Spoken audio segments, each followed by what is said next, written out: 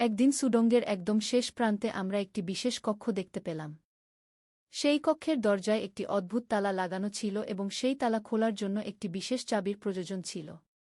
কক্ষের দরজায় লেখা ছিল যে এটি খোলা যাবে শুধুমাত্র সেই সময় যখন সমস্ত পবিত্র সম্পদ তাদের আসল জায়গায় ফেরত দেওয়া হবে।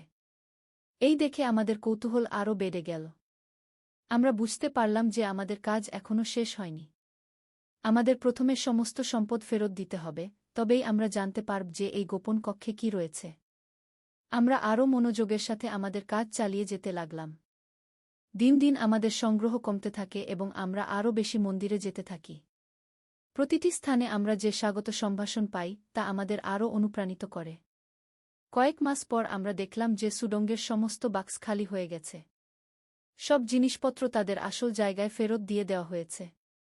এখন সময় এসেছে সেই রহস্যময় কক্ষ খোলার। কিন্তু আমাদের কাছে কক্ষের দরজা খুলে আমরা যা দেখলাম তা আমাদের সবার কল্পনার বাইরে ছিল। কক্ষটা খুব বড় এবং এর দেওয়ালে বিভিন্ন প্রাচীন শিলালিপি আঁকা। কক্ষের মাঝখানে একটা বেদি রয়েছে এবং সেই বেদিতে একটা পবিত্র গ্রন্থ রাখা আছে। সেই গ্রন্থটা খুলে দেখলাম যে এতে আমাদের গুপ্তসংঘের পুরো ইতিহাস লেখা আছে। এতে লেখা আছে যে এই সংঘের উদ্দেশ্য ছিল ধর্মীয় ঐতিহ্য এবং সংস্কৃতি রক্ষা করা, এবং যারা এই কাজ সম্পূর্ণ করবেন তারা এই গুপ্তসংঘের নতুন অভিভাবক হিসেবে স্বীকৃত হবেন। গ্রন্থে আরও লেখা ছিল যে আমাদের এখন একটা নতুন দায়িত্ব রয়েছে। আমাদের এই সংঘের কাজ এগিয়ে নিয়ে যেতে হবে এবং ভবিষ্যৎ প্রজন্মের জন্য আমাদের ধর্মীয় এবং সাংস্কৃতিক ঐতিহ্য সংরক্ষণ করতে হবে। এই সব জানার পর আমাদের জীবনে একটা নতুন অর্থ এবং উদ্দেশ্য এসে গেল। আমরা বুঝতে পারলাম যে আমাদের উপর একটা গুরুত্বপূর্ণ দায়িত্ব রয়েছে এবং আমাদের এই দায়িত্ব পালন করতে হবে। রিফাত ঠিক করল যে সে তার পড়াশোনা শেষ করে প্রত্নতত্ত্ব এবং ইতিহাসে উচ্চশিক্ষা নেবে। তার লক্ষ্য হচ্ছে আমাদের অঞ্চলের প্রাচীন ইতিহাস এবং সংস্কৃতি নিয়ে গবেষণা করা এবং সেগুলোকে ভবিষ্যৎ প্রজন্মের জন্য সংরক্ষণ করা। রিহানাও আমাদের এই কাজে আগ্রহ দেখাতে লাগল। সে বল যে বড় হয়ে সে আমাদের পারিবারিক ঐতিহ্য নিয়ে কাজ করতে চায়। শামিউলও আমাদের এই নতুন জীবনের মিশনে পুরোপুরি সমর্থন দিলেন। আমরা ঠিক করলাম যে আমরা আমাদের বাড়িতে একটা ছোট জাদুঘর তৈরি করব, যেখানে আমাদের অঞ্চলের প্রাচীন ইতিহাস এবং সংস্কৃতির নিদর্শন প্রদর্শিত হবে। এবং আমরা নিয়মিত শিক্ষা প্রতিষ্ঠানে গিয়ে ছাত্রছাত্রীদের আমাদের ঐতিহ্য সম্পর্কে সচেতন করব। সেই গুপ্তকক্ষে আমরা আরও একটি গুরুত্বপূর্ণ জিনিস পেয়েছিলাম। সেটা হলো একটা বিশেষ মানচিত্র, যাতে আমাদের অঞ্চলের সমস্ত প্রাচীন মন্দির, তীর্থস্থান এবং ঐতিহাসিক স্থানগুলোর অবস্থান চিহ্নিত করা ছিল। এই মানচিত্র ব্যবহার করে আমরা আমাদের কাজকে আরও সম্প্রসারিত করতে পারব। মানচিত্রটা দেখে আমরা অবাক হলাম যে আমাদের অঞ্চলে কত বেশি প্রাচীন স্থাপনা আছে যেগুলো সম্পর্কে আমরা জানতামই না। অনেক স্থান আছে যেগুলো এখন জঙ্গলে ঢাকা পড়ে আছে এবং মানুষ সেগুলোর অস্তিত্ব ভুলে গেছে। আমরা সিদ্ধান্ত নিলাম যে আমরা এই সব স্থান খুঁজে বের করব এবং সেগুলোর সংরক্ষণের ব্যবস্থা করব। এটা একটা দীর্ঘমেয়াদী প্রকল্প এবং এর জন্য আমাদের অনেক পরিশ্রম এবং ধৈর্যের প্রয়োজন হবে। প্রথম যে স্থানটা আমরা খুঁজতে গেলাম সেটা ছিল একটা প্রাচীন দুর্গা মন্দির, যেটা আমাদের গ্রাম থেকে প্রায় 10 কিলোমিটার দূরে একটা পাহাড়ের উপর অবস্থিত। মানচিত্র অনুযায়ী সেই মন্দিরটা প্রায় 500 বছরের পুরনো। পাহাড়ে উঠে আমরা সেই মন্দিরটা খুঁজে পেলাম। সেটা প্রায় ধ্বংসের পর্যায়ে পৌঁছে গেছে, কিন্তু তবুও এর কিছু অংশ টিকে আছে। মন্দিরের গায়ে কিছু সুন্দর ভাস্কর্য খোদাই করা আছে যেগুলো এখনও দেখার মতো। আমরা সেই মন্দিরের ছবি তুললাম এবং স্থানীয় প্রশাসনকে জানালাম যে এখানে একটা গুরুত্বপূর্ণ ঐতিহাসিক স্থাপনা আছে। তারা আমাদের বললেন যে তারা এই বিষয়ে প্রত্নতত্ত্ব বিভাগের সাথে কথা বলবেন।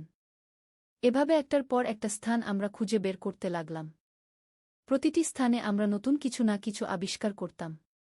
কোথাও পুরনো শিলালিপি, কোথাও প্রাচীন মূর্তির ভগ্নাবশেষ, আর কোথাও পুরনো স্থাপত্যের নমুনা। এই কাজ করতে করতে আমাদের অঞ্চলের মানুষরাও আমাদের কাজে আগ্রহ দেখাতে লাগল। অনেকেই আমাদের সাথে যোগ দিল এবং তারাও তাদের এলাকার প্রাচীন স্থাপনাগুলো সম্পর্কে তথ্য দিতে লাগল। একদিন আমাদের গ্রামের স্কুলের হেডমাস্টার আমাদের কাছে এসে বললেন যে তিনি আমাদের কাজে মুগ্ধ হয়েছেন এবং তিনি চান যে আমরা স্কুলের ছাত্রছাত্রীদের আমাদের স্থানীয় ইতিহাস সম্পর্কে শেখাই। আমরা তার প্রস্তাবে রাজি হলাম। স্কুলে গিয়ে আমরা ছাত্রছাত্রীদের আমাদের অঞ্চলের ইতিহাস এবং সংস্কৃতি সম্পর্কে বলতে লাগলাম। রিফাত তার কলেজের বন্ধুদের নিয়ে একটা ছোট দল তৈরি করল, যারা সপ্তাহান্তে আমাদের সাথে এই ঐতিহাসিক স্থানগুলো পরিদর্শন করত। আমাদের এই কাজ দেখে স্থানীয় সংবাদপত্র আমাদের নিয়ে একটা প্রতিবেদন ছাপাল।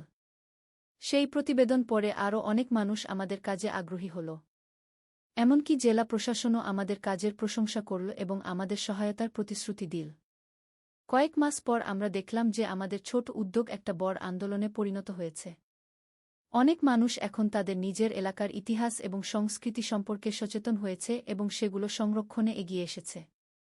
রিফাত এখন তার কলেজের পড়াশোনার পাশাপাশি একটা ছোট ওয়েবসাইট তৈরি করেছে, যেখানে সে আমাদের অঞ্চলের ইতিহাস এবং আবিষ্কৃত স্থানগুলোর তথ্য আপলোড করে। এই ওয়েবসাইটটা দেখে অনেক পর্যটকও আমাদের এলাকায় আসতে শুরু করেছে। রিহানাও তার স্কুলে একটা ইতিহাস ক্লাব গঠন করেছে, যেখানে তারা স্থানীয় ইতিহাস নিয়ে প্রকল্প তৈরি করে। তার শিক্ষকরা এই উদ্যোগে খুবই খুশি এবং তারা রিহানাকে এই কাজে উৎসাহ দিচ্ছেন। শামিউলও তার ব্যবসার পাশাপাশি আমাদের এই কাজে পুরোপুরি সমর্থন দিচ্ছেন। তিনি আমাদের কাজের জন্য প্রয়োজনীয় অর্থের যোগান দিচ্ছেন এবং বিভিন্ন সরকারি অফিসে আমাদের হয়ে কথা বলছেন। আমি এখন প্রতিদিন সকালে উঠে আমাদের ছোট জাদুঘরে কাজ করি। আমরা যেসব প্রাচীন জিনিসপত্র আবিষ্কার করেছি, যেগুলো কোনো মন্দিরের নয়, সেগুলো সেখানে সাজিয়ে রেখেছি। এই জাদুঘরে এখন প্রতিদিন অনেক দর্শনার্থী আসেন। একদিন একটা বিশেষ ঘটনা ঘটল। একজন প্রত্নতত্ত্ববিদ আমাদের জাদুঘরে এসে আমাদের সংগ্রহ দেখে অভিভূত হলেন।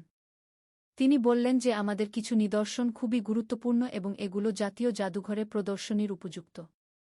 কিন্তু আমরা সেগুলো জাতীয় জাদুঘরে দিতে রাজি হলাম না। আমাদের মনে হলো যে এই জিনিসগুলো আমাদের এই অঞ্চলেই থাকা উচিত, যাতে স্থানীয় মানুষরা এগুলো দেখতে পারে এবং তাদের নিজের ইতিহাস সম্পর্কে জানতে পারে। প্রত্নতত্ত্ববিদ আমাদের সিদ্ধান্তকে সম্মান জানালেন এবং বললেন যে তিনি আমাদের এই জাদুঘরটাকে সরকারি স্বীকৃতি দেওয়ানোর জন্য চেষ্টা করবেন। তাহলে আমাদের আরও সহায়তা মিলবে এবং আমরা আমাদের কাজ আরও বড় পরিসরে করতে পারব। আজ যখন আমি এই পুরো ঘটনার কথা ভাবি, তখন মনে হয় যে জীবনটা কত অদ্ভুত। যেই ঘটনা দিয়ে এই সব শুরু হয়েছিল, রিফাতের সেই অদ্ভুত আচরণ রেজিস্ট্রি অফিসে, সেটা থেকে এত বড় একটা পরিবর্তন এসেছে আমাদের জীবনে। আমি এখন বুঝতে পারি যে সবকিছুই একটা পূর্বনির্ধারিত পরিকল্পনার অংশ ছিল। আমাদের পূর্বপুরুষেরা জানতেন যে একদিন তাদের উত্তরসূরিরা তাদের অসমাপ্ত কাজ সম্পন্ন করবে। এবং সেই কাজ করার মাধ্যমে আমরা শুধু আমাদের পারিবারিক দায়িত্বই পালন করিনি, বরং আমাদের সমাজের জন্য একটা গুরুত্বপূর্ণ কাজ করেছি। রিফাত এখন তার পড়াশোনা শেষ করার পর বিদেশে উচ্চশিক্ষা নেওয়ার পরিকল্পনা করছে। কিন্তু সে বলেছে যে সে পড়াশোনা শেষ করে আবার দেশে ফিরে এসে আমাদের এই কাজকে আরও এগিয়ে নিয়ে যাবে। তার লক্ষ্য হচ্ছে আমাদের অঞ্চলকে একটা গুরুত্বপূর্ণ ঐতিহাসিক পর্যটন কেন্দ্র হিসেবে গড়ে তোলা। রিহানাও বলেছে যে সে বড় হয়ে আমাদের পারিবারিক ঐতিহ্য রক্ষার কাজ চালিয়ে যাবে। সে এখন থেকেই তার বন্ধুদের আমাদের এই কাজের সাথে পরিচয় করিয়ে দিচ্ছে এবং তাদের মধ্যে ইতিহাস সচেতনতা তৈরি করছে। শাশুড়ি এখন খুবই খুশি। তিনি বলেন যে তার স্বামী যদি আজ বেঁচে থাকতেন, তাহলে আমাদের এই কাজ দেখে তিনি গর্বিত হতেন। শাশুড়ি এখন আমাদের জাদুঘরে নিয়মিত আসেন এবং দর্শকদের আমাদের পারিবারিক ইতিহাস সম্পর্কে বলেন। আমাদের পরিবারের এই পরিবর্তন দেখে গ্রামের অনেক পরিবারও তাদের নিজেদের ইতিহাস খুঁজে বের করার চেষ্টা করতে শুরু করেছে। এর ফলে আমাদের পুরো এলাকায় একটা সাংস্কৃতিক জাগরণ শুরু হয়েছে। গত মাসে আমাদের গ্রামে একটা সাংস্কৃতিক উৎসবের আয়োজন করা হয়েছিল, যেখানে বিভিন্ন পরিবারের মানুষরা তাদের ঐতিহ্যবাহী সংস্কৃতি প্রদর্শন করেছিল। এই উৎসবে অনেক দূর দূরান্ত থেকে মানুষ এসেছিল এবং আমাদের অঞ্চলের সমৃদ্ধ সংস্কৃতি দেখে অভিভূত হয়েছিল। আমি এখন বুঝতে পারি যে আমাদের জীবনের প্রতিটি মুহূর্তেরই একটা অর্থ আছে। যে ঘটনাগুলো প্রথমে আমাদের কাছে অদ্ভুত এবং রহস্যময় মনে হয়েছিল, সেগুলোই আসলে আমাদের জীবনকে একটা নতুন দিকে নিয়ে গেছে। আজকাল যখন আমি আমাদের সেই পুরনো জমিতে বসি, নদীর ধারে সেই গা। প্রথম অধ্যায়, শুরুজাত। পদ্মা নদীর ধারে একটা ছোট্ট গ্রাম ছিল, নাম তার রূপসী গ্রাম। গ্রামের নাম শুনলেই মনে হতো কত সুন্দর হবে। আর সত্যিই গ্রামটা ছিল অপূর্ব সুন্দর। সবুজ ধানক্ষেত, নারিকেল আর সুপারি গাছের সারি, আর নদীর শীতল হাওয়া, সব মিলিয়ে এক স্বর্গের মতো জায়গা। এই গ্রামেই থাকত একটা ছেলে, নাম তার আলম। বয়স তখন 17 কি 18 হবে। ফর্সা রং, লম্বা চুল, আর চোখে একটা স্বপ্ন, বড় হয়ে সে লেখক হবে।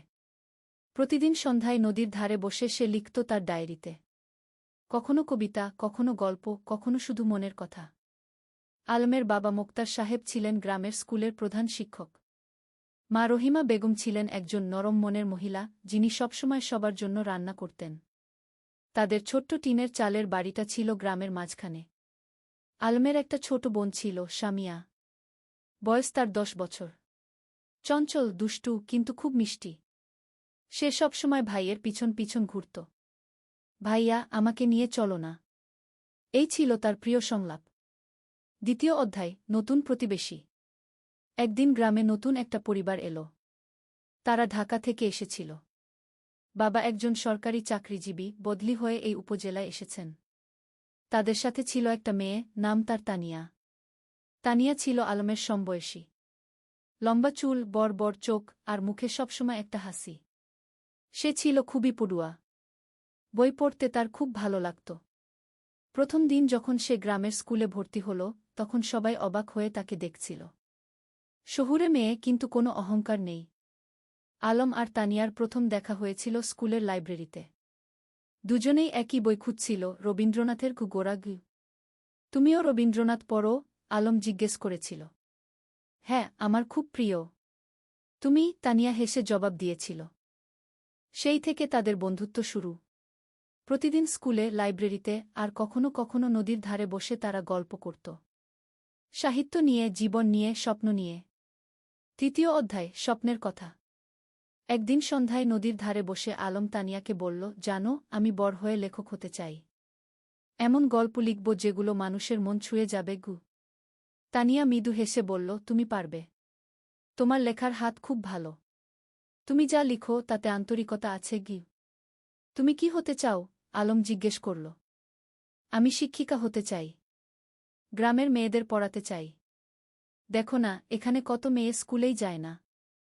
আমি চাই সবাই পড়াশোনা করুক। তানিয়ার কথা শুনে আলম অবাক হল। এতটা সরল, এতটা নিঃস্বার্থ স্বপ্ন। তুমি সত্যিই অসাধারণ, আলম বলল। তানিয়া লজ্জা পেয়ে বলল, আরে না, আমি সাধারণ। তবে হ্যাঁ, আমি মানুষের জন্য কিছু করতে চাই। সেদিন থেকে আলমের মনে তানিয়ার জন্য একটা বিশেষ জায়গা তৈরি হল। সে বুঝতে পারছিল না এটা কি অনুভূতি, কিন্তু তানিয়াকে না দেখলে তার দিন ভালো যেত না। চতুর্থ অধ্যায়, বর্ষাকাল। বর্ষা এলো। পদ্মা নদী ফুলে ফেঁপে উঠল। চারিদিকে পানি আর পানি। স্কুল বন্ধ হয়ে গেল। বৃষ্টি থামার নাম নেই। একদিন সন্ধ্যায় আলম দেখল তানিয়া তাদের বাড়ির সামনে দাঁড়িয়ে আছে, ভিজে একদম। কি হয়েছে? এভাবে বৃষ্টিতে ভিজে আসলে কেন? আলম চিন্তিত হয়ে জিজ্ঞেস করল। আমার বই। আমার প্রিয় বইটা। আমি নদীর ধারে রেখে এসেছিলাম। পানিতে ভেসে যাবে কি? তানিয়া কাঁদো কাঁদো স্বরে বলল। আলম কিছু না ভেবে ছাতা নিয়ে বেরিয়ে পড়ল। বৃষ্টি তখন মুষলধারে পড়ছে। সে নদীর ধারে গিয়ে দেখল তানিয়ার বইটা একটা পাথরের নিচে চাপা পড়ে আছে, কিন্তু পানি প্রায় সেখানে পৌঁছে গেছে। সে দ্রুত বইটা তুলে নিল। সৌভাগ্যবশত বইটা পুরোপুরি ভিজেনি। সে তার শার্টের ভিতরে বইটা লুকিয়ে বাড়ি ফিরল। তানিয়া যখন বইটা পেল, তার চোখে পানি এসে গেল। তুমি এতটা করলে আমার জন্য? তুমি আমার বন্ধু। বন্ধুর জন্য এটুকু তো করাই যায়, আলম হেসে বলল। সেদিন থেকে তানিয়াও বুঝতে পারল, আলম তার কাছে শুধু একজন বন্ধু নয়, আরও বেশি কিছু। পঞ্চম অধ্যায়, গ্রামের মেলা। শরৎকাল এলো। গ্রামে বড় মেলা বসল। নৌকা বাইচ, পুতুল নাচ, জারি গান, কত কিছু। সারা গ্রামে উৎসবের আমেজ। আলম আর তানিয়া একসাথে মেলা ঘুরছিল। সামিয়াও ছিল তাদের সাথে। সে দুষ্টুমি করে বলল, ভাইজা, তানিয়া আপু তোমার বউ হবে? আলম আর তানিয়া দুজনেই লজ্জা পেয়ে গেল। আলম সামিয়াকে বকা দিল, কিন্তু মনে মনে সে ভাবছিল, সত্যিই তো, তানিয়াকে ছাড়া তার জীবন অসম্পূর্ণ মনে হয়। মেলায় একটা পুতুলের দোকানে তানিয়া একটা সুন্দর পুতুল দেখে মুগ্ধ হয়ে গেল। কিন্তু দাম শুনে হতাশ হল, 50 টাকা। তার কাছে এত টাকা ছিল না। আলম চুপি চুপি পুতুলটা কিনে নিল। মেলা শেষে যখন বাড়ি ফিরছিল, তখন সে তানিয়াকে পুতুলটা দিল। এটা তুমি? আমার জন্য? তানিয়া অবাক হয়ে বলল। তুমি যেটা চেয়েছিলে সেটা তোমার হওয়া উচিত কি? আলম মৃদু হেসে বলল। তানিয়া পুতুলটা বুকে জড়িয়ে ধরল। ধন্যবাদ, আলম।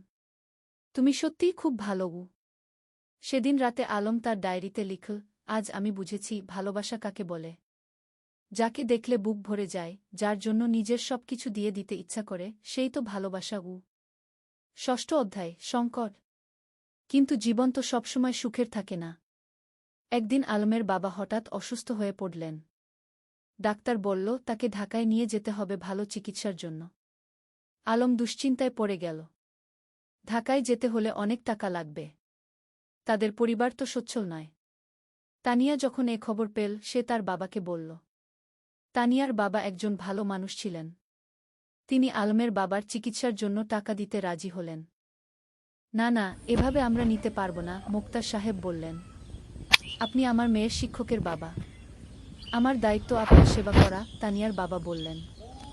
শেষ পর্যন্ত আলমের বাবাকে ঢাকায় নিয়ে যাওয়া হলো। আলম আর তার মা তার সাথে গেল। সামিয়া থেকে গেল গ্রামে তানিয়াদের বাড়িতে। ঢাকায় থাকতে হলো প্রায় 1 মাস। সেই 1 মাস আলম প্রতিদিন তানিয়াকে চিঠি লিখত। মোবাইল ফোন তো তখন সবার ছিল না। চিঠি ছিল যোগাযোগের মাধ্যম। তানিয়াও প্রতিদিন চিঠির অপেক্ষায় থাকত। আলমের চিঠি পড়ে সে বুঝতে পারত আলম কতটা কষ্টে আছে, কতটা দুশ্চিন্তায় আছে। সে নিজেও আলমের জন্য দোয়া করত। 7ম অধ্যায়, ফিরে আসা। অবশেষে মোক্তার সাহেব সুস্থ হয়ে উঠলেন। ডাক্তার বললেন এখন তিনি বাড়ি যেতে পারবেন। কিন্তু সতর্ক থাকতে হবে। যেদিন আলম গ্রামে ফিরল সেদিন পুরো গ্রাম খুশিতে আত্মহারা। সবাই মোক্তার সাহেবকে দেখতে এলো। তানিয়াও এলো সামিয়াকে নিয়ে। আলম তানিয়াকে দেখে বলল, তোমার চিঠিগুলো আমাকে শক্তি দিয়েছে। ঢাকায় যখন খুব কষ্ট লাগত তখন তোমার চিঠি পড়ে আবার ভালো লাগত। আমি জানতাম তুমি ফিরে আসবে। আমি বিশ্বাস রাখিনি, হারাইনি, তানিয়া মৃদু হেসে বলল। সেদিন বিকেলে নদীর ধারে বসে আলম তানিয়াকে বলল, তানিয়া, আমি তোমাকে কিছু বলতে চাই। বলো, তানিয়া বলল। আমি তোমাকে ভালোবাসি। ঢাকায় থাকার সময় প্রতিটা মুহূর্তে তোমার কথা মনে পড়েছে। তুমি ছাড়া আমার জীবন অর্থহীন। তানিয়া কিছুক্ষণ চুপ করে রইল। তারপর বলল, আমিও তোমাকে ভালোবাসি আলম। কিন্তু আমরা এখনো ছোট। আমাদের পড়াশোনা শেষ করতে হবে, নিজেদের প্রতিষ্ঠিত করতে হবে। তারপর আমরা একসাথে থাকব। আলম তার কথা শেষ করল। হ্যাঁ, একসাথে থাকব, তানিয়া হেসে মাথা নাড়ল। 8ম অধ্যায়, সময়ের পরীক্ষা। পরের কয়েক বছর দ্রুত কেটে গেল। আলম আর তানিয়া দুজনেই খুব ভালো ছাত্র ছিল।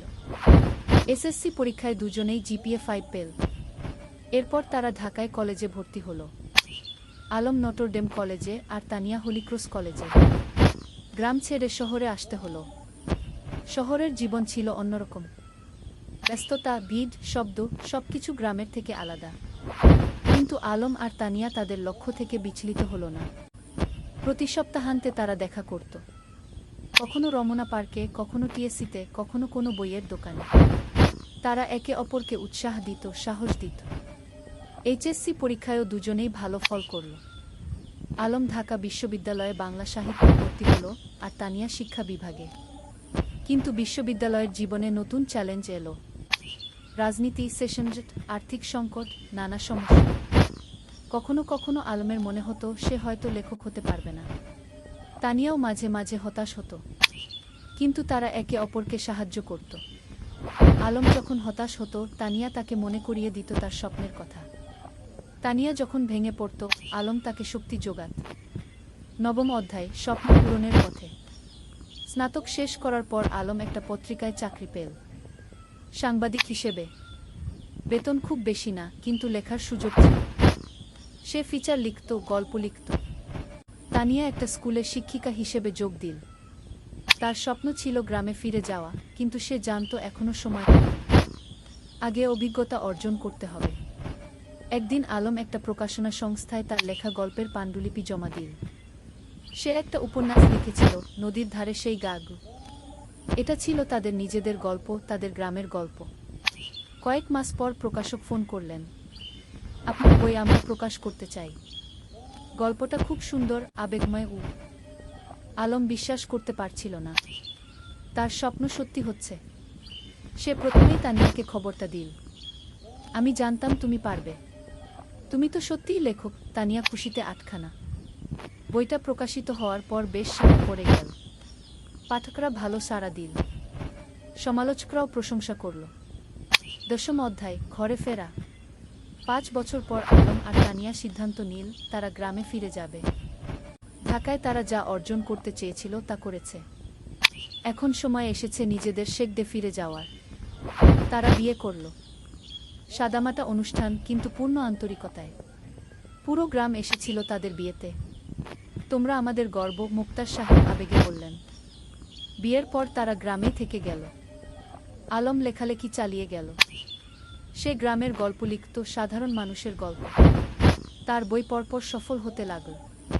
তানিয়া গ্রামে একটা স্কুল খুল, বিনামূল্যে গরিব মেয়েদের পড়াতে লাগল। সে তার স্বপ্ন পূরণ করছে। একাদশ অধ্যায়, নতুন প্রজন্ম। 3 বছর পর তাদের একটা মেয়ে হলো। নাম রাখো রূপা। ছোট্ট, ফুটফুটে, ঠিক যেন তানিয়ার মতো। রূপা বড় হতে লাগল গ্রামের মুক্ত পরিবেশে। নদীর ধারে খেলা, মাঠে দৌড়ানো, গাছে চড়া, সবকিছু।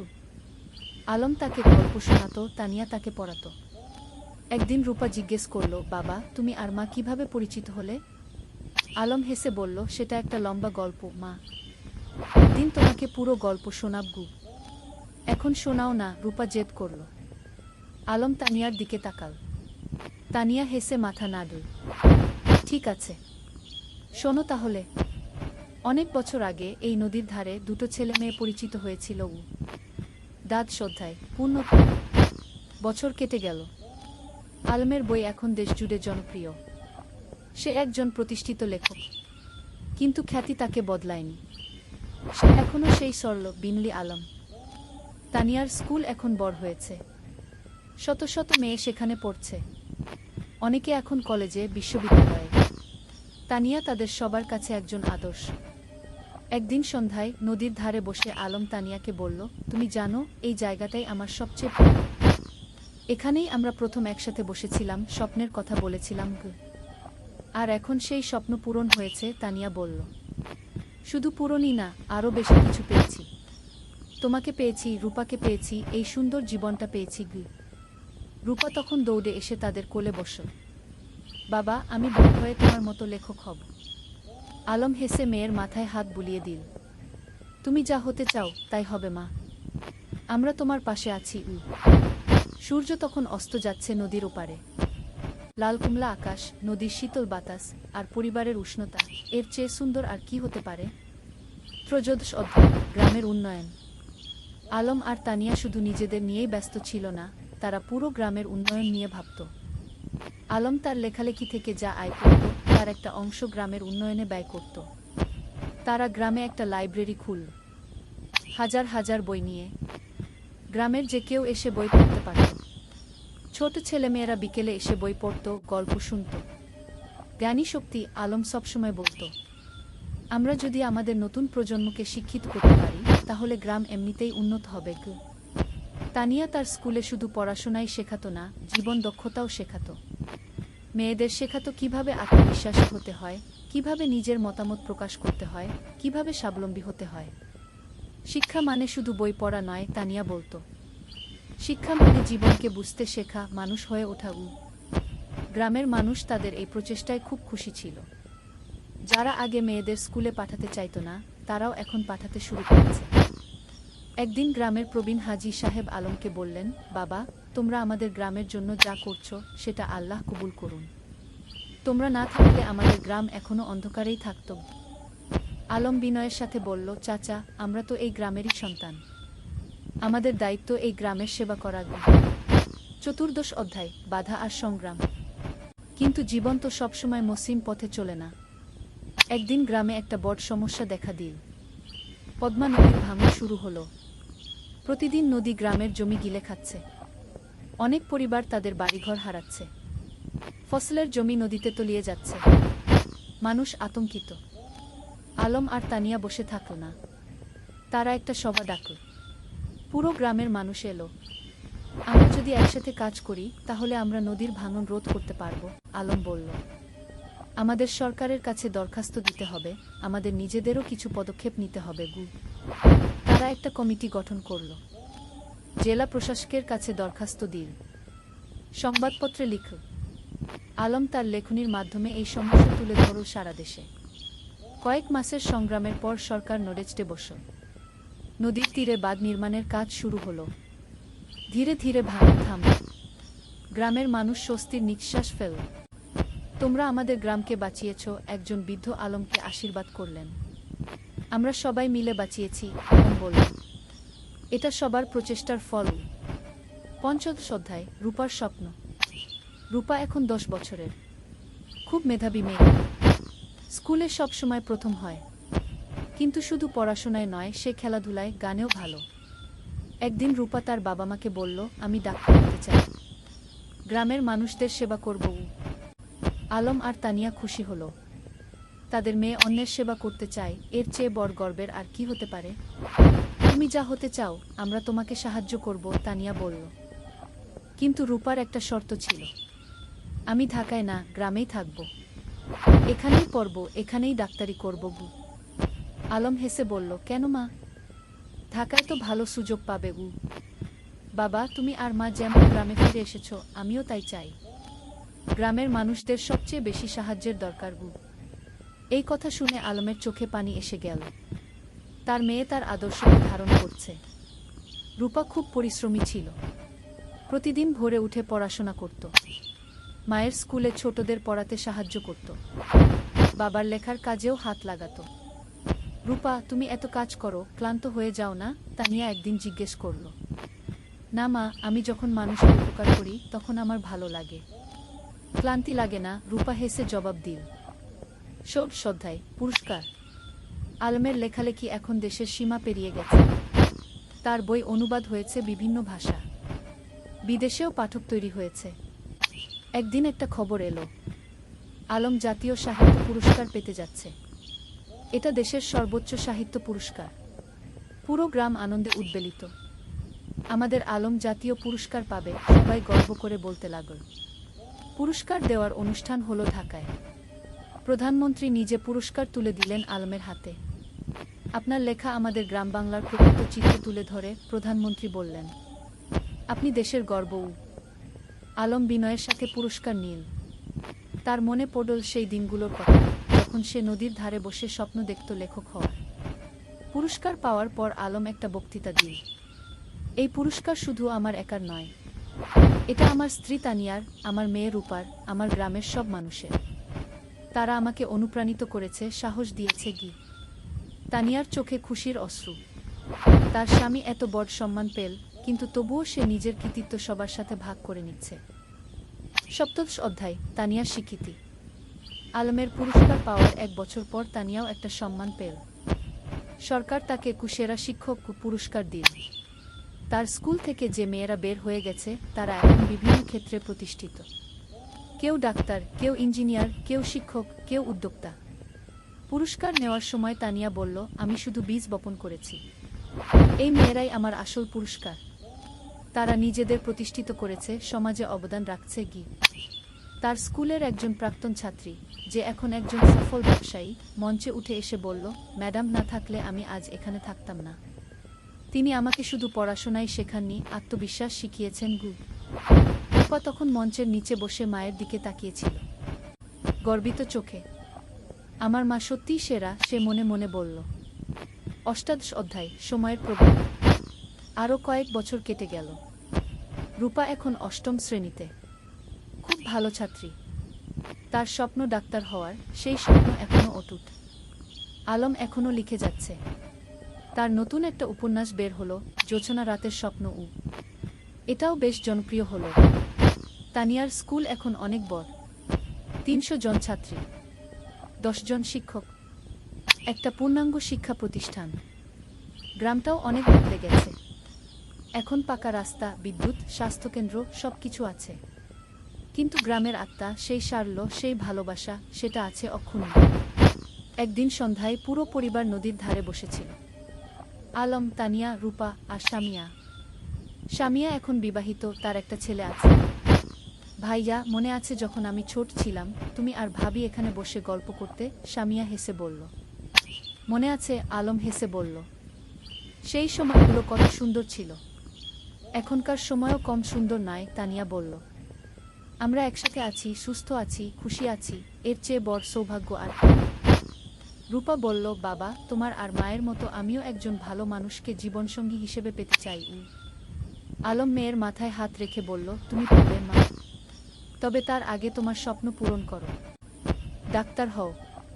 তারপর জীবনসঙ্গী খুঁজবে। ঊনবিংশ অধ্যায় নতুন চ্যালেঞ্জ। রূপা এসএসসি পরীক্ষা দিল। ফলাফল বেরোলো, জিপিএ 5। পুরো গ্রাম খুশি। আলম আর তানিয়া গর্বিত। কিন্তু এখন একটা বড় সিদ্ধান্ত নিতে হবে। রূপা ডাক্তার হতে চায়, আর তার জন্য তাকে মেডিকেল কলেজে ভর্তি হতে হবে। কিন্তু গ্রামে তো মেডিকেল কলেজ নেই। বাবা, আমি ঢাকা মেডিকেলে ভর্তি হতে চাই, রূপা বলল। আলম একটু চিন্তিত হলো। কিন্তু তুমি তো বলেছিলে গ্রামে থাকবে। হ্যাঁ বাবা, আমি গ্রামে ফিরে আসব। কিন্তু ভালো ডাক্তার হতে হলে ভালো প্রতিষ্ঠান থেকে পড়তে হবে। আমি 5 বছর ঢাকায় থাকব, তারপর ফিরে আসব এবং গ্রামে একটা হাসপাতাল খুলব। তানিয়া বলল, মেয়েটা ঠিকই বলছে। আমরাও তো ঢাকায় গিয়ে পড়াশোনা করেছিলাম, তারপর ফিরে এসেছি গু। রূপা ঢাকা মেডিকেল কলেজে ভর্তি হলো। প্রথম দিকে গ্রাম ছেড়ে যেতে খুব কষ্ট হচ্ছিল, কিন্তু সে জানত এটা তার লক্ষ্যের জন্য প্রয়োজন। আলম আর তানিয়া প্রতি মাসে ঢাকায় যেত মেয়েকে দেখতে। রূপা ফোনে প্রতিদিন কথা বলতো। বিংশ অধ্যায় পরিবারের বন্ধন। 5 বছর খুব দ্রুত কেটে গেল। রূপা ডাক্তার হয়ে গেল। এমবিবিএস পাস করে ভালো ফলসহ। এখন তার সামনে অনেক সুযোগ। ঢাকার বড় বড় হাসপাতাল তাকে চাকরির অফার দিচ্ছে। কিন্তু রূপার লক্ষ্য অন্য। বাবা, আমি গ্রামে ফিরে আসছি, রূপা ফোনে বলল। তুমি নিশ্চিত? ঢাকায় তো অনেক ভালো সুযোগ, আলম বলল। বাবা, আমার স্বপ্ন তো ঢাকায় বড় ডাক্তার হওয়া নয়। আমার স্বপ্ন গ্রামের মানুষের সেবা করা। রূপা গ্রামে ফিরে এলো। গ্রামের মানুষ তাকে মাথায় করে নিয়ে এলো। আমাদের নিজের ডাক্তার। সে একটা ছোট ক্লিনিক খুলল। বিনামূল্যে গরিব মানুষদের চিকিৎসা দিতে লাগল। যাদের সামর্থ্য আছে তারা দিত, যাদের নেই তাদের কাছ থেকে কিছু নিত না। তুমি কিভাবে চালাবে এভাবে? আলম একদিন জিজ্ঞেস করল। বাবা, তুমি তো লেখক হয়েছ মানুষের সেবা করার জন্য, মা শিক্ষিকা হয়েছে সেবার জন্য। আমিও তাই। টাকা পয়সা করে দেখা যাবে। আলম মেয়েকে জড়িয়ে ধরল। তুমি আমাদের গর্ব। বিংশ অধ্যায় নতুন সঙ্গী। রূপা যখন ক্লিনিকে ব্যস্ত, তখন একদিন একজন তরুণ ডাক্তার এলো। তার নাম ফাহিম। সে ঢাকা থেকে এসেছে গ্রামাঞ্চলে স্বেচ্ছাসেবা করতে। ফাহিম আর রূপা একসাথে কাজ করতে লাগল। দুজনেই একই স্বপ্ন দেখে, গ্রামের মানুষের সেবা করা। ধীরে ধীরে তাদের মধ্যে বন্ধুত্ব হলো। তারপর সেই বন্ধুত্ব ভালোবাসায় রূপান্তরিত হলো। একদিন ফাহিম আলমের কাছে এলো। চাচা, আমি রূপাকে বিয়ে করতে চাই। আলম হেসে বলল, তুমি কি রূপাকে জিজ্ঞেস করেছ? হ্যাঁ, সে রাজি, ফাহিম লজ্জা পেয়ে বলল। তানিয়া খুশিতে আটখানা। আমার মেয়ে একজন ভালো মানুষ পেয়েছে। রূপা আর ফাহিমের বিয়ে হলো। সাদামাটা কিন্তু আন্তরিক অনুষ্ঠান। পুরো গ্রাম এসেছিল। বিয়ের পর তারা দুজন মিলে ক্লিনিক চালাতে লাগল। তারা স্বপ্ন দেখে গ্রামে একটা বড় হাসপাতাল করার। বিংশ অধ্যায় 3 প্রজন্ম। 2 বছর পর রূপার একটা ছেলে হলো। নাম রাখল আয়ান। আলম আর তানিয়া দাদা দাদি হলো। দেখো আমাদের নাতি, আলম আবেগে বলল। তানিয়া শিশুটিকে কোলে নিয়ে বলল, এই শিশু আমাদের ভবিষ্যৎ। এর জন্যই তো আমরা এত কাজ করছি। এখন বাড়িতে 3 প্রজন্ম। আলমতানিয়া, রূপা, ফাহিম আর ছোট্ট আয়ান। প্রতিদিন সন্ধ্যায় তারা একসাথে বসে। আলম গল্প বলে, তানিয়া গান শোনায়, রূপা দিনের কাজের গল্প বলে। একদিন আয়ান যখন একটু বড় হলো, সে জিজ্ঞেস করল, দাদু তুমি কি করো? আলম হেসে বলল, আমি গল্প লিখি, নাতুবু। আমাকে একটা গল্প বলো না? ঠিক আছে, শোনো তাহলে। অনেক বছর আগে এই নদীর ধারে কি। আর এভাবেই চলতে থাকে জীবনের গল্প, প্রজন্ম থেকে প্রজন্মে। 23 অধ্যায় উত্তরাধিকার। আলম এখন 60 পেরিয়ে গেছে। চুলদাড়ি পেকে গেছে, কিন্তু লেখার হাত এখনো অক্ষুণ্ণ। সে এখনো প্রতিদিন লেখে। তানিয়াও এখন অবসর নিয়েছে স্কুল থেকে, কিন্তু মাঝে মাঝে যায় ছাত্রীদের সাথে দেখা করতে। একদিন আয়ান, যে এখন 5 বছরের, দাদুকে জিজ্ঞেস করল, দাদু তুমি কত বই লিখেছ? প্রায় 20টা, আলম বলল। আমিও বড় হয়ে লেখক হব, আয়ান বলল। রূপা হেসে বলল, তুমি যা হতে চাও তাই হবে। আলম নাতিকে কোলে নিয়ে বলল, লেখক হওয়া মানে শুধু বই লেখা নয় বাবা। লেখক হওয়া মানে মানুষের কথা বলা, সত্য বলা, ভালোবাসা ছড়িয়ে দেওয়া। আমি সব করব, আয়ান উৎসাহিত হয়ে বলল। তানিয়া নাতিকে আদর করে বলল, তুমি করবে, আমরা জানি কি। ২৪ অধ্যায় গ্রামের হাসপাতাল। রূপা আর ফাহিমের স্বপ্ন ছিল গ্রামে একটা বড় হাসপাতাল খোলার। তারা কয়েক বছর ধরে টাকা জমিয়ে রাখছিল। আলম তার রয়্যালটির একটা অংশ দিয়েছিল। অবশেষে সেই দিন এলো। তারা একটা ৩ তলা হাসপাতাল তৈরি করল। নাম দিল রূপসী হাসপাতাল। উদ্বোধনের দিন পুরো জেলা থেকে মানুষ এলো। স্বাস্থ্যমন্ত্রী নিজে এসে উদ্বোধন করলেন।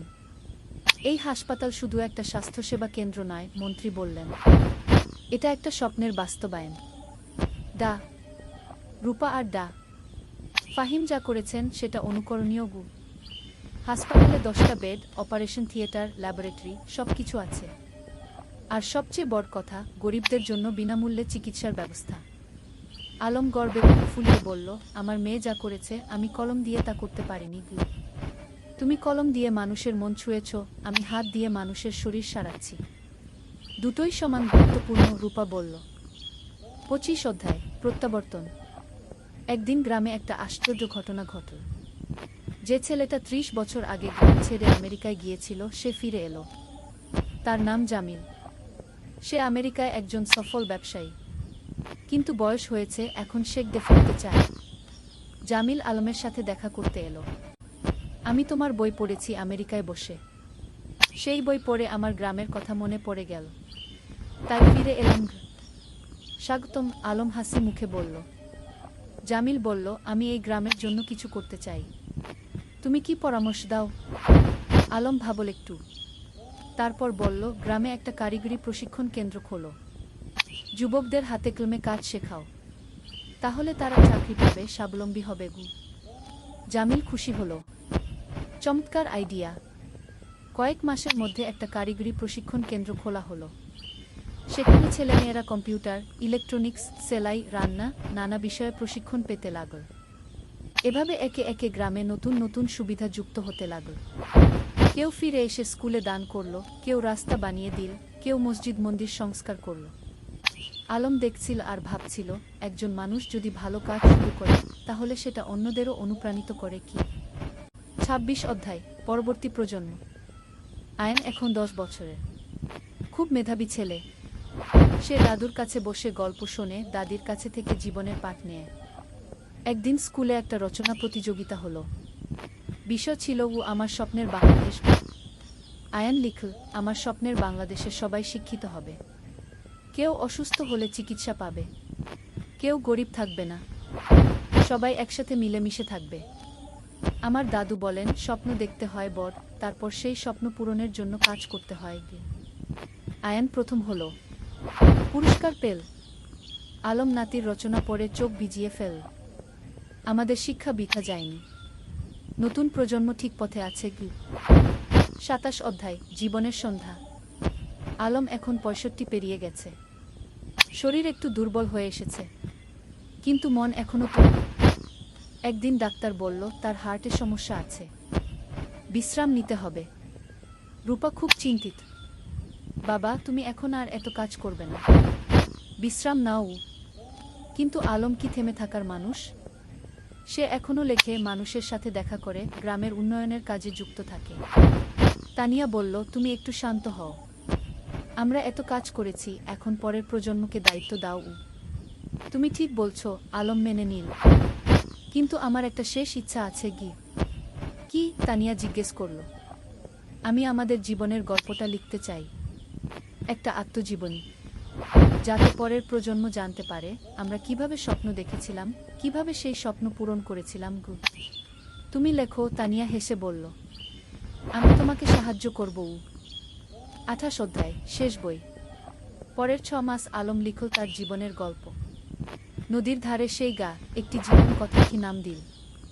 বইটাই ছিল তাদের প্রথম দেখা, প্রথম প্রেম, সংগ্রাম, সফলতা, ব্যর্থতা, সবকিছু।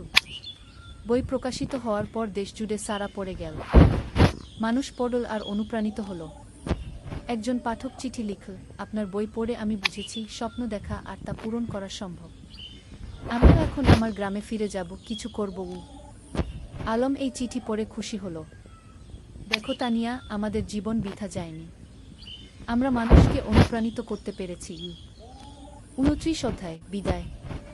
এক শীতের সকালে আলম ঘুম থেকে উঠল না। তার হার্ট অ্যাটাক হয়েছে।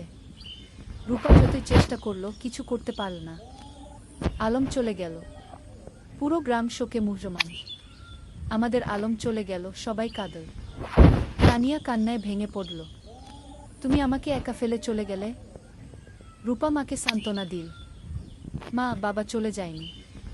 তার লেখায় সে বেঁচে আছে, তার কাজে সে বেঁচে আছে, আমাদের মধ্যে সে বেঁচে আছে। গি আলমের জানাজায় হাজার হাজার মানুষ এলো। তাকে সমাহিত করা হলো গ্রামের কবরস্থানে, নদীর পাশে, যেখানে সে জীবনের অনেকটা সময় কাটিয়েছে। 30 অধ্যায়, উত্তরাধিকার, শেষ অধ্যায়। আলমের মৃত্যুর পর তানিয়া ভেঙে পড়েনি। সে আরও শক্ত হয়েছে। আলম চলে গেছে, কিন্তু তার স্বপ্ন চলে যায়নি। আমাকে সেই স্বপ্ন বাঁচিয়ে রাখতে হবে। সে গ্রামের লাইব্রেরিটাকে কি আলম স্মৃতি লাইব্রেরিকে নাম দিল। সেখানে আলমের সব বই রাখা হলো। রূপা হাসপাতালে আরও বেশি মনোযোগী হল। বাবা চাইতেন আমি মানুষের সেবা করি, আমি তাই করব। ফাহিম তার পাশে থেকে সাহায্য করল। আয়ান, যে এখন 15 বছরের, দাদুর মতো লিখতে শুরু করল। সে গল্প লেখে, কবিতা লেখে। একদিন আয়ান তানিয়াকে তার লেখা একটা গল্প দেখাল। গল্পের নাম দাদুর স্বপ্ন। তানিয়া পড়ল। চোখে পানি এলো। তোমার দাদু বেঁচে আছে তোমার মধ্যে। গি বছরের পর বছর কেটে গেল। গ্রামটা আরও উন্নত হলো। কিন্তু আলমকে কেউ ভুলল না। প্রতি বছর তার জন্মদিনে গ্রামে একটা সাহিত্য উৎসব হয়। তরুণ লেখকরা আসে, তাদের লেখা পড়ে। তানিয়া এখন 80 পেরিয়ে গেছে, কিন্তু এখনও প্রতিদিন স্কুলে যায়, ছাত্রীদের দেখে আসে। একদিন এক তরুণী তানিয়াকে জিজ্ঞেস করল, ম্যাডাম, আপনার আর আলম স্যারের গল্পটা কি সত্যি? তানিয়া হেসে বলল, হ্যাঁ, প্রতিটা শব্দ সত্যি। আমরা স্বপ্ন দেখেছিলাম, আর সেই স্বপ্ন পূরণ করেছিলাম। আমিও কি পারবো? তরুণী জিজ্ঞেস করল। অবশ্যই পারবে, তানিয়া দৃঢ়তার সাথে বলল। শুধু স্বপ্ন দেখো, তারপর সেই স্বপ্ন পূরণের জন্য কাজ করো, আর কখনো হাল ছেড়ো না। সেদিন সন্ধ্যায় নদীর ধারে বসে তানিয়া আকাশের দিকে তাকাল। আলম, তুমি কি দেখছো? আমরা যা শুরু করেছিলাম তা এখনো চলছে। তোমার স্বপ্ন বেঁচে আছে। নদীর জল কুলকুল করে বয়ে যাচ্ছে। বাতাসে যেন আলমের কণ্ঠস্বর ভেসে এলো, আমি জানতাম তুমি পারবে। আমরা একসাথে এই স্বপ্ন দেখেছিলাম, তুমি তা বাঁচিয়ে রেখেছ। ধন্যবাদ তানিয়া। তানিয়া হাসল, চোখে পানি কিন্তু মুখে হাসি। ধন্যবাদ তোমাকে আলম, তুমি আমার জীবনকে অর্থবহ করেছিলে। সমাপ্তি। এই ছিল আলম আর তানিয়ার গল্প। দুটো সাধারণ মানুষ যারা অসাধারণ স্বপ্ন দেখেছিল। আর সেই স্বপ্ন শুধু নিজেদের জন্যই ছিল না, ছিল সবার জন্য। আজও রূপসী গ্রামে যদি যাও, দেখবে আলম স্মৃতি লাইব্রেরি, তানিয়া বালিকা বিদ্যালয়, রূপসী হাসপাতাল, সবকিছু দাঁড়িয়ে আছে। এগুলো শুধু ভবন নয়, এগুলো স্বপ্নের বাস্তবায়ন। আর নদীর ধারে, যেখানে একদিন দুটো তরুণী বসে স্বপ্ন দেখেছিল, সেখানে এখন একটা ফলক লাগানো আছে। তাতে লেখা, যেখানে স্বপ্ন শুরু হয়েছিল। আলম ও তানিয়া, দুই স্বপ্নদ্রষ্টা, দুই সেবক, যারা প্রমাণ করেছেন স্বপ্ন দেখলে এবং কাজ করলে সবকিছুই সম্ভব। শিক্ষা, জীবনে স্বপ্ন দেখো বড়, তারপর সেই স্বপ্ন পূরণের জন্য নিরলসভাবে কাজ করো। নিজের জন্য নয়, সবার জন্য কিছু করার চেষ্টা করো। তাহলেই জীবন সার্থক হবে।